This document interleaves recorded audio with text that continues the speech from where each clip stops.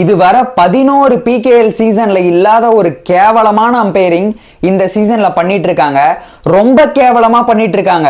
Tamil Thalaivas versus யூபிஎதாஸ் மேட்ச்ல பவானியோட ரைட்ல time முடிஞ்சது. ஹரியானா ஸ்டீலர்ஸ் வெர்சஸ் தவாங் டெல்லி மேட்ச்ல கடைசியில ஒரு செகண்ட் பேலன்ஸ் இருந்தது. Patna Pirates versus Bengaluru Bulls மேட்ச்ல அன்கித் மிட் லைனை கிராஸ் பண்ணது.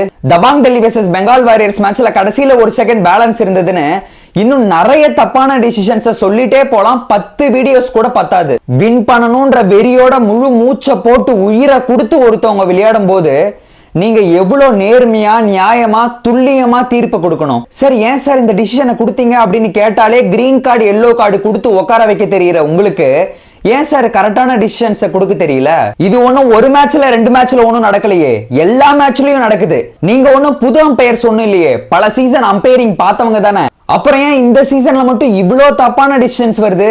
ஒருவேளை காசு கிசு வாங்கிட்டு அம்பையர் பிக்சிங் ஏதாவது நடக்குதோ?